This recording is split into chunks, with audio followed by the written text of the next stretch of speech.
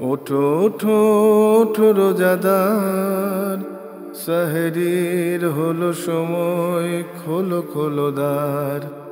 বাতাস ডাকে তোমায়, ডেকে যায় তারকারা, আসমানে আছে যত আলোকিত ফেরেশতারা। ওঠো ওঠো ওঠো রোজাদার, সেহরির হলো সময়, খোলো খোলো দ্বার। আসসালামু আলাইকুম প্রিয় দর্শক, আপনারা যারা দেশে আছেন প্রবাসে, সবাইকে জানাই মাহে রমজানের শুভেচ্ছা। শুরু হলো পবিত্র রমজান উপলক্ষে এনটিভি আয়োজিত এবং মিউচুয়াল ট্রাস্ট ইসলামিক ব্যাংকিং নিবেদিত অনুষ্ঠান বরকতময় সাহারি মহিয়ান কোরআন, কো-স্পন্সর সিটিজেন ব্যাংক এবং এনসিসি ইসলামী। প্রিয় দর্শক, আপনাদের সাথে আছি আমি জয়নুল আবেদিন আজাদ, আর আমাদের মাঝে অতিথি হিসেবে উপস্থিত আছেন বিশিষ্ট বিজ্ঞান গবেষক ডাক্তার মশিউর রহমান। আসসালামু আলাইকুম ওয়া রাহমাতুল্লাহি ওয়া বারাকাতুহু। প্রিয় দর্শক, আমরা আজকে বিবর্তনবাদের ভ্রান্তি সম্পর্কে কিছু কথা বলবো পবিত্র কোরআনের নির্দিষ্ট আয়াতের নিরিখে। শুরুতেই পবিত্র কোরআন থেকে তেলাওয়াত সূরা ওয়াকিয়া। সেহরির হলো সময়, খোলো খোলো দ্বার। আউযু বিল্লাহি মিনাশ শাইতানির রাজীম। বিসমিল্লাহির রাহমানির রাহিম। নাহনু খলাকনাকুম ফালাউলা তুসাদ্দিকুন। আফারাআইতুম মা তুমনুন। আআনতুম তাখলুকুনহু আম নাহনুল খালিকুন। নাহনু قدرنا بينكم الموت وما نحن بمسبوقين على أن نبدل أمثالكم وننشئكم فيما لا تعلمون. ولقد علمتم النشأة الأولى فلولا تذكرون. أفرأيتم ما تحرثون. أأنتم تزرعونه أم نحن الزارعون. لو نشاء لجعلناه حطاما فظلتم تفكهون. إنا لمغرمون بل نحن محرومون. أفرأيتم الماء الذي تشربون. أأنتم أنزلتموه من المزن أم نحن المنزلون. لو نشاء جعلناه أجاجا فلولا تشكرون. أفرأيتم النار التي تورون. أأنتم أنشأتم شجرتها أم نحن المنشئون. نحن جعلناها تذكرة ومتاعا للمقوين. فسبح باسم ربك العظيم. فلا أقسم بمواقع النجوم وإنه لقسم لو تعلمون عظيم صدق الله العظيم প্রিয় দর্শক, আমরা চমৎকার তেলাওয়াত শুনলাম। তেলাওয়াতে যে কথা বলা হয়েছে সে কথার আলোকে জনাব মশিউর রহমান আপনার কাছে জানতে চাইব, ডারউইন যার নাম বিবর্তনবাদের সাথে জড়িত, তিনি তো স্রষ্টার অস্তিত্ব অস্বীকার করতে চেয়েছিলেন, কিন্তু বিজ্ঞানীরা তার বক্তব্যকে হাইপোথেসিস হিসেবে ভেবে নিয়েছে এবং তার ধারণাগুলোকে বাতিল করে দিয়েছে। আমার প্রশ্ন আপনার কাছে, ডারউইনের মতবাদ বা তার যে ভাবনা সেটা বিজ্ঞানীরা কেন প্রত্যাখ্যান করলো? ধন্যবাদ আপনাকে একটা চমৎকার একটা বিষয় অবতারণা করার জন্য। আমরা যদি একটা বিষয় দেখি, চার্লস ডারউইন পৃথিবীতে একমাত্র মানুষ যিনি তার মতবাদটা বিজ্ঞানের নাম দিয়ে সমস্ত পৃথিবীতে প্রচার করতে পেরেছিলেন এবং এক শ্রেণীর মানুষের কাছে এইটা বিশ্বাস করাতে পেরেছিলেন যে স্রষ্টা বলে কিছু নাই, যে মানুষ সৃষ্টির পিছনে স্রষ্টার যে অবদান সেটা নেই। আসলে মানুষ তৈরি হয়েছে একটা জড় থেকে, পরবর্তীতে বিবর্তনের পরে শিম্পাঞ্জি এইপস থেকে বলি আমরা, দেন মানুষ আজকে প্রেজেন্ট ফর্মে। এরকম একটা ধারণা দেওয়ার পিছনে তার একটা দুটা কারণ ছিল। প্রথম কারণ ছিল, আপনি জানেন, তার একটা মেয়ে ছিল অ্যানি এলিজাবেথ, 10 বছর বয়সে মারা যায়, বলা হয় যে টিউবারকুলোসিসে মারা যায়। তার আরেকটা মেয়ে, তার নাম ছিল ম্যারি, আপনি জানেন মরিয়ম আলাইসাল্লাম তার নামে, আমরা জানি ঈসা আলাইসাল্লামের মা, তার নামে নাম, এবং সে মারা যায় 23 দিনে। এবং তার আরেকটা ছেলে ছিল যার নাম ছিল চার্লস ওয়ারিং, সে ছিল ক্রোমোজোমাল অ্যাবনর্মালিটি নিয়ে কিন্তু জন্মেছিল, ডাউন সিনড্রোম বলে। এটা কিন্তু তার মধ্যে একটা প্রচণ্ড ক্ষোভের তৈরি করে যে যদি তার যে পারিবারিক জীবন, সেখানে তার যে সন্তানগুলোর একে একে এই অবস্থা, সেটা তার মধ্যে বোধহয় কোনো রকম ক্ষোভ সৃষ্টি করেছে, কিছুটা অবসাদগ্রস্ত হয়েছেন বোধহয়। আপনি এটা জানেন যে স্টিফেন হকিন্স, সে কিন্তু মোটর নিউরন ডিজিজে আক্রান্ত ছিল এবং যখন সে একেবারে প্যারালাইজড হয়ে যায়, তিনি কিন্তু প্রচণ্ড অসন্তুষ্ট ছিলেন যে স্রষ্টা এটা করবে কেন, তার তো কোনো দোষ নাই।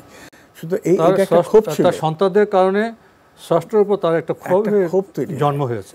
চার্লস ডারউইন একটা বলে ভয়েস অফ বিগল, সেটা হলো নিউজিল্যান্ডের বেশ কিছু দ্বীপে সে বেশ কয়েক বছর, 6-7 বছর ঘুরে বেড়ায় এবং সে অবজার্ভ করে প্রকৃতির বিভিন্ন জিনিস, প্ল্যান্ট বলেন, অ্যানিমেল বলেন, এর থেকে সে একটা সামঞ্জস্য খুঁজে পায়। সে প্রতিক্রিয়াশীলতা থেকে, ক্ষোভ থেকে সে একটা সামঞ্জস্য খোঁজার চেষ্টা করেছে, যেটা প্রকৃতি বা যেটা সতই সিদ্ধ নয়। হ্যাঁ, আপনি জানেন ডারউইনের সময়কাল ছিল 1809 থেকে 1882 পর্যন্ত। পরবর্তী তিনি আস্তে আস্তে আর্টিকেল লিখেন এবং 1859-এ তার অরিজিন অফ স্পেসিস বইটা সে প্রকাশ করেন। এবং এখানে একটা জিনিস বলে নেওয়া ভালো, এই অরিজিন অফ স্পেসিসের পরে যখন ডিসেন্ট অফ ম্যান বইটা লেখে 1871, এই মাঝখানে কিন্তু তার বইটা 5 বার এডিশন হয় এবং তার নামটাও কিন্তু চেঞ্জ হয়। যেমন প্রথম থাকে অরিজিন অফ স্পেসিস, পরে এটা নাম on the origin of species by means of natural selection. এরপর আরও অ্যাড করা হয়, সেটা হচ্ছে বলা যায় যে of the preservation of favoured races in the struggle for life. এই যে অস্থিরতা লক্ষ্য করা, তার একটা অস্থিরতা আপনি দেখবেন তার নাম সিলেকশনে। এটা হচ্ছে তার যত সময় যাচ্ছে তার ম্যাচুরিটি বেড়ে যাচ্ছিল এবং তিনি আস্তে আস্তে বুঝতে পারলেন যে না, তার আগের কথাগুলি সবকটা কিন্তু তিনি প্রমাণ দিতে পারবেন, আর প্রমাণ যদি দিতে না পারেন তাহলে কিন্তু এটা মানুষের কাছে, বিজ্ঞানের কাছে গ্রহণযোগ্য হবে না। এখন আপনি যে প্রশ্নটা করলেন যে বিজ্ঞান কেন এটা রিজেক্ট করে দিল, প্রথম হচ্ছে ডারউইন যখন ছিল তখন কিন্তু একটা সেল স্ট্রাকচার বোঝা যেত না সেভাবে। নিউক্লিয়াসের মধ্যে যে ক্রোমোজোম, এর মধ্যে যে ডিএনএ, এটা কিন্তু আইডেন্টিফাই তখনও হয়নি। মানুষের কয়টা ক্রোমোজোম, এইপসের কয়টা ক্রোমোজোম, এই সম্পর্কে কিন্তু ধারণা ছিল না। হিউম্যান বডি ক্যারি করে 46 নাম্বার অফ ক্রোমোজোম। এইপস, আমরা orangutan, gorilla, chimpanzee, monkey, they are carrying 48 number of chromosome. প্রথম কথা, ডারউইনের সময় এদের কারোর কিন্তু ক্রোমোজোম নাম্বার ডিটেকশন হয়নি, অর্থাৎ তারা জানতো না এই দুইটা প্রাণীর ক্রোমোজোম ডিফারেন্ট। আচ্ছা, দ্বিতীয় শর্ত হচ্ছে যে ক্রোমোজোম যদি 48 থেকে 46-এ নামতে হয়, এর কোনো সায়েন্টিফিক কিন্তু ব্যাখ্যা সায়েন্সের কাছে নাই যে একটা প্রাণী নিজে নিজে তার ক্রোমোজোম চেঞ্জ করে একটা নাম্বার ক্যারি করবে 48 থেকে 47 46-এ এসে মানুষে রূপান্তরিত হবে। এর কোনো এক্সাম্পল পৃথিবীতে নাই, বিজ্ঞানের কাছে এর কোনো প্রমাণও নাই। সুতরাং বিজ্ঞান চিন্তা করলো তার 48 কিভাবে 46 হলো, এই প্রথম প্রশ্ন। দ্বিতীয়টা হচ্ছে ফসিল রেকর্ড। ফসিল রেকর্ড একটা বিশাল ব্যাপার। আপনার বুঝতে হবে যে কিভাবে ট্রান্সফরমেশন হলো। ডারউইনের ধারণা ছিল জড় থেকে জীবের সৃষ্টি। খেয়াল করেন, ইসলামে কিন্তু আল্লাহ সুবহানাহু ওয়া তাআলা মাটি থেকে সৃষ্টি করেছেন, কিন্তু ব্যাপারটা খেয়াল করেন, কিন্তু প্রাণের সঞ্চার কিভাবে হলো এটা কিন্তু মানুষের জানা নেই। That was the order of আল্লাহ সুবহানাহু ওয়া তাআলা। আল্লাহ সূরা বাকারার 30 নম্বর আয়াতে বলছেন যে আমি আমার প্রতিনিধি তৈরি করব। প্রতিনিধির কিন্তু কয়েকটা মিনিং আছে। যেমন আল্লাহ মানুষ তৈরি করার পর মানুষই মানুষ তৈরি করছে। দ্যাট ইজ হচ্ছে স্বামী স্ত্রীর মিলনে, যেটা আমরা যে আয়াতটা শুনলাম যে তোমরা কি ভেবে দেখেছো যে তোমরা যে বীর্যপাত করো তাতে প্রাণের সঞ্চার কে করে? এটা উৎস, হ্যাঁ, তাতে প্রাণের সঞ্চার কে করে? তোমরা না আমি। এই যে প্রচ্ছন্ন মানুষ, এটা উৎস স্রষ্টা আল্লাহ সৃষ্টি করলেন, দেন এটা আমি বললাম ট্রান্সফরমেশন, মানুষের মধ্যে একটা পদ্ধতি দিয়ে দিলেন কিভাবে এই মানুষ তৈরি হবে, এবং তার মধ্যে আল্লাহ সুবহানাহু ওয়া তাআলা বলছে আমি রূহ সঞ্চার করি। আমরা যেটা এটা নিজেও জানি, তার একটা নির্দেশনা। তাহলে আপনি দেখেন চার্লস ডারউইন বলল যে একটা কাদামাটি থেকে একটা সেল হলো, একটা সেল থেকে একটা ফিশ হলো একটা রেপটাইল হলো, রেপটাইল থেকে একটা বার্ড হলো, বার্ড থেকে ম্যামালস।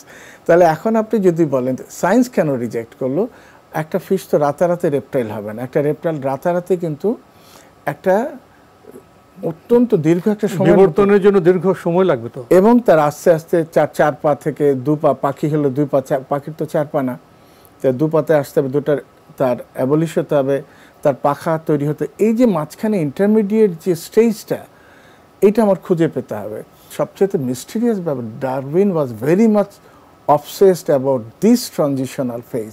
কারণ তার কথা অনুযায়ী যদি ট্রান্সফরমেশন হয়ে থাকে তাহলে মাঝখানে ইন্টারমিডিয়েট স্টেজগুলি আমাকে খুঁজে পাওয়া দরকার। তাহলে ফসিলের ইন্টারমিডিয়েট লিঙ্ক লাগবে, মিসিং লিঙ্ক, যেটা তিনি নিজেই বলছেন। তিনি বলছেন যদি মিসিং লিঙ্ক না পাওয়া যায় তাহলে আমার এই যে প্রস্তাবনা, আমার যে কথা, এটা ভুল প্রমাণিত হবে। সবচেয়ে মজার ব্যাপার যে প্রায় 10 লক্ষ ফসিল অ্যানালিসিস করে দেখা গেল যে এখানে মিসিং লিঙ্ক বলে কিচ্ছু নাই। তাহলে আপনার যারা সাধারণ দর্শক তারা বিষয়টা কীভাবে বুঝবে? তারা যদি এভাবে বুঝতে চায় যে চার্লস ডারউইন যে বিবর্তনবাদের কথা বললেন, সেখানে তো ফসিল কথা বলতে হবে। তাহলে তিনি যদি ফসিলের ইন্টারমিডিয়েট লিঙ্ক দিতে না পারেন তাহলে একটা মিসিং আছে। তো লিঙ্ক দিতে না পারলে, মিসিং থাকলে সেটা কি বিজ্ঞান হবে না? এখানে আরেকটা বিষয় বলে নেই, বর্তমান কিছু বিজ্ঞানী আছে যারা প্রমাণ করতে চায় আসলে শিম্পাঞ্জির কাছে কিভাবে হলো দুটা ক্রোমোজোম ফিউশন হয়ে গেছে, যেমন রিচার্ড ডাউকিন্সের মতো বিজ্ঞানী। তবে একটা জিনিস এখানেও বলিনি, রিচার্ড ডাউকিন্স কিন্তু নিজেকে খ্রিস্টান দাবি করে, চার্লস ডারউইনকে অ্যাকসেপ্ট করে। একটা দ্বান্দ্বিক অবস্থা, ডারউইনকে যে অ্যাকসেপ্ট করে সে কিন্তু স্রষ্টার প্রতি বিশ্বাস থাকার কথা না। তার কথা হলো 2 আর 3 নম্বর ক্রোমোজোম ফিউশন হলো, কিন্তু আমরা যখন মাইক্রোস্কোপের নিচে দেখি সবচেয়ে বড় ক্রোমোজোম ক্রোমোজোম নাম্বার 1, সবচেয়ে ছোট হচ্ছে ক্রোমোজোম 21। ব্যাপার হচ্ছে কি, এখানে আশ্চর্যের বিষয় হলো যদি ফিউশন হয়, একটা ক্রোমোজোমে একটা মাঝখানে একটা সেন্ট্রোমিয়ার থাকে, 2 মাথায় 2টা টেলোমিয়ার বলে, 2টা টেলোমিয়ার একটা সেন্ট্রোমিয়ার থাকে। যদি ফিউশন হয় তাহলে আমি 4টা টেলোমিয়ার 2টা সেন্ট্রোমিয়ার পাবো, কিন্তু হিউম্যান ক্রোমোজোমের যদি আমি দেখি তা তো পাই না। তো সুতরাং যে সায়েন্স যে রিজেক্ট করে দিচ্ছে, তোমার ফিউশন হলো তাহলে 2 নম্বর আর 3 নম্বর ক্রোমোজোম ফিউশনের ফলে সবচেয়ে বড়, it should be the largest chromosome, কিন্তু তা তো না। ক্রোমোজোম 1 নম্বর তো সবচেয়ে বড় ক্রোমোজোম। আচ্ছা, তাহলে আপনি দেখলেন এখানেও মিলল না। তাহলে আমরা কি বুঝবো, মানে ডারউইন যে বিবর্তনবাদ বিজ্ঞানীরা প্রত্যাখ্যান করছে বিশেষত 2টি কারণে। একটা হলো ডারউইন বিবর্তনের যে ইন্টারমিডিয়েট ফসিল লিঙ্ক সেটা দিতে পারেননি, একটা তার কাছে ক্রোমোজোমের কোনো ব্যাখ্যা ছিল না। তার পক্ষে এটা জানা সম্ভব ছিল না, কারণ ক্রোমোজোম বিষয়টা প্রথম তথ্য দেয় তার মৃত্যুর পরে 1888 সালে। এটা আপনার ফ্লেমিং নামে একজন বিজ্ঞানী তিনি দেন। এবং ক্রোমোজোম ডিএনএ, আপনি জানেন ক্রোমোজোমের যে প্যাটার্নটা, সেটা তখন সে ধারণা দেয় ক্রোমোজোম হিউম্যান বডিতে যে 46 ক্রোমোজোম, সেটা লিভার নামে, অ্যালবার্ট লিভার নামে একজন বিজ্ঞানী সুইডিশ, তিনি কিন্তু এটা দেন 46 নাম্বার। কত পরে তারও 100, তার প্রস্তাবনার 100 বছর, মানে 1859-এ তার বইটা প্রকাশিত হয়, তার প্রায় 100 বছর, মানে 95 বছর পরে কিন্তু তথ্য আসে human carrying 46 number of chromosome. এখন আপনার বলি যে ট্রান্সফরমেশন হলো যে এক প্রাণী থেকে এক প্রাণী। এখন দেখা গেল ডারউইন আরেকটা বিষয় খুব অস্বস্তিত ছিল, সেটা হলো ডাইভার্সিটি অফ কালার। এই যে ভেরিয়েশন হচ্ছে তার বিভিন্ন অর্গানিজমে, তার স্ট্রাকচারে, তার কালারে। এটা চিন্তা করলে একই ধরনের, যেমন আমি বলি প্রজাপতি, তার কত রঙের প্রজাপতি, 20,000 স্পেসিস আছে। একই প্রজাপতি 20,000 স্পেসিস থাকে কিভাবে? হ্যাঁ, তারপর বলা হয় যে পিঁপড়া, আপনি ধরেন, আপনি যদি ধরেন বাদুড়ের কথা। এখন সবচেয়ে মজার কথা, আমি যদি বিভিন্ন ধরনের মাছি অ্যানালিসিস করি, তারপর যেটা বললাম বাটারফ্লাই, ফসিল অ্যানালিসিস করতে দেখা যায় যে আমরা যে শার্ক, এটার বয়স 400 মিলিয়ন ইয়ার্স। আমি যে ফসিল, লেটেস্ট ফসিল পাই, 400 মিলিয়ন আগের যে ফসিল আর এখনকার শার্কে কোনো তফাৎ পাই না। আমি বাদরের ফসিল, যেটা এখনকার বাদর 55 মিলিয়ন বছর আগে, আমি যে বাদরটা পাই তার স্ট্রাকচারাল কোনো চেঞ্জ আমি পাই না, সেখানে কোনো বিবর্তন লক্ষ্য করা যায় না। পিঁপড়ার ফসিল অ্যানালিসিস করে দেখি 100 মিলিয়ন ইয়ার্স আগের যে পিঁপড়া, রিসেন্ট পিঁপড়া, তাতে কোনো আমি চেঞ্জ পাই না। এবং 100 মিলিয়ন ইয়ার্স আগের যে টার্টেল, হ্যাঁ, তাতেও কিন্তু আমি কোনো কিছু পাই না। ইভেন আমি কিন্তু ড্রাগন ফ্লাই, এ থেকে আমি বলতে পারি হ্যামব্যাক ফ্লাই, বহু ধরনের মাছি আছে, কোনোটা আমরা রাশিয়াতে, কোনোটা সুইডেনে, মিয়ানমারে, এরকম বিভিন্ন জায়গাতে ফসিল অ্যানালিসিস করে দেখি যে 30 মিলিয়ন, 40 বিলিয়ন, 100 মিলিয়ন, 200 মিলিয়ন। হ্যাঁ, এই এত পুরানো ফসিল পাওয়ার মাঝখানে রিসেন্ট যে বাদর, যে রিসেন্ট যে বাটারফ্লাই, রিসেন্ট যে পিঁপড়া, এর সাথে কোনো স্ট্রাকচারাল কোনো চেঞ্জ নাই। সুতরাং তার যে একটা কথা ছিল যে মানুষ টিকে থাকতে হলে বিবর্তন, একটা স্টেজ ওয়াইজ তার বিবর্তনের মাঝখানে আসতে হবে, কিন্তু তার এই কথাগুলো দেখা গেল একেবারেই ভুল। আপনি ডারউইনের বিবর্তনবাদ প্রসঙ্গে যেভাবে আপনি কথার সূত্রপাত করেছেন পবিত্র কোরআনের আলোকে, বিজ্ঞানীদের আলোকে, ইতিমধ্যেই তো আমরা উপলব্ধি করলাম ডারউইনের বিবর্তনবাদে সেখানে ফসিল অ্যানালাইসিস করতে গেলে ভুল ধরা পড়ে, ইন্টারমিডিয়েট লিঙ্ক নেই, তাদের কাছে ক্রোমোজোমের কোনো ব্যাখ্যা ছিল না। এইসব বিষয়ের কারণে তখন তো বিজ্ঞানীদের মধ্যে নানা প্রশ্ন জেগেছে। কেউ তো পুরো প্রত্যাখ্যান করেছে, আবার কেউ কেউ বিজ্ঞানীদের মধ্যে পুরো প্রত্যাখ্যান না করলেও তারা কিছু প্রশ্ন করেছে। এসব নিরিখে আমরা একসময় লক্ষ্য করেছি ডারউইনের নিজের মধ্যেও কিছু প্রশ্ন এবং সংশয়ের সৃষ্টি হয়েছে, এবং সে অনেকটা অপরাধীর মতো কিছু জবাবদিহির চেষ্টা করেছে। এই প্রশ্নগুলো আপনার সামনে রেখে আমি আরেকটা সামাজিক প্রশ্ন করতে চাই। এত সব প্রশ্ন থাকার পরেও আমাদের এই উপমহাদেশের ও আমাদের প্রিয় স্বদেশের শিক্ষা প্রতিষ্ঠানে এবং বিশ্ববিদ্যালয়ে পর্যায়ে পর্যন্ত ডারউইন পড়ানো হচ্ছে। বিশ্ববিদ্যালয়ের লেখাপড়া তো কোনো সাধারণ লেখাপড়া নয়। সেখানে জ্ঞানটা কিভাবে হয়? সেখানে শুধু কমিউনিকেশন অফ নলেজ হয় না, প্রিজার্ভেশন অফ নলেজ হয় না, সেখানে ক্রিয়েশন অফ নলেজও হয়। এই বিশ্ববিদ্যালয় পর্যায়ে যে ডারউইনের এই বিবর্তনবাদ পড়ানো হচ্ছে, আমি এরকম যুক্তি খুঁজে পাচ্ছি না। কারণ অনেক নোবেল লরেট বিজ্ঞানী তার এই তত্ত্বকে স্বীকার করেনি, তার মধ্যেও প্রশ্ন ছিল। এরপরেও কেন আমাদের দেশে এখনও ডারউইনের বিবর্তনবাদ জ্ঞানের বিষয় হিসেবে পড়ানো হয়? এটা এক কথা উত্তর দেওয়া বড় কঠিন। প্রথম জিনিস হচ্ছে যে আপনি কি বুঝতে পারেন ডারউইন সত্য কিনা? কারণ ডারউইনের যে কথাটা, যেমন একটা সিম্পল জিনিস, ক্রোমোজোম বাদ দিলাম, কঠিন বিষয়টা বাদ দিলাম, ডারউইনের একটা তথ্য ছিল মানুষ তৈরি হয় কিভাবে, অফস্প্রিং, যে শরীরে গ্যামিউস নামে ছোট ছোট কণা থাকে, শরীরের বিভিন্ন জায়গা থেকে তৈরি হয়, স্পাইন থেকে তৈরি হয়, আলটিমেটলি এটা গোনাডে অ্যাকুমুলেট হয় এবং যেটা জন্ম দেয় পরবর্তী প্রজন্মের। কিন্তু বর্তমান বিজ্ঞান দেখে যে আসলে তা না। বর্তমানে দেখে যে হাইপোথ্যালামাস একটা ব্রেনের একটা জায়গা, সেখানে একটা গোনাডোট্রপিন রিলিজিং হরমোন, যেটা পিটুইটারি গ্ল্যান্ডে আসে, হ্যাঁ, পিটুইটারি গ্ল্যান্ড থেকে, দেন এটা লুটেনাইজিং হরমোন, আমরা যেমন ধরা যায় বিভিন্ন ধরনের হরমোন সিক্রেশনে হেল্প করে, টেস্টোস্টেরন, হ্যাঁ, তারপর আপনাদের যেটা মানে আপনার স্পার্ম প্রোডাকশানে হেল্প করে। তো এরকমভাবে আপনি দেখবেন বিভিন্ন হরমোন শরীরে কাজ করে। একটা নিউরোলজিক্যাল একটা সিস্টেম থাকে, একটা হরমোনাল সিস্টেম থাকে, বডি কিন্তু রান করে এইভাবে। তো এখনকার বিজ্ঞান এসে দেখে যে আমার সেন্টারটা হচ্ছে ব্রেইন থেকে আসতেছে সিগন্যাল এবং কিছু releasing factor, then they are producing some hormones, এবং এরপরে আপনার ওভিউলসগুলি তৈরি হচ্ছে, ওভাম, এবং এরপরে হচ্ছে স্পার্ম তৈরি হচ্ছে, এবং এই ওভাম আর স্পার্ম মিলে জাইগোট ফর্ম করে ইউটারাসে ইম্প্যাক্ট একটা হিউম্যান তৈরি হচ্ছে। এইটা হচ্ছে একেবারে প্রমাণিত সত্য। ডারউইন কিন্তু এই কথা বিপরীত কথা, সে গ্যামেলসের কথা বলে, বিজ্ঞানী বলে এই নামে তো কোনো কণাই শরীরে ঘুরে বেড়াচ্ছে না।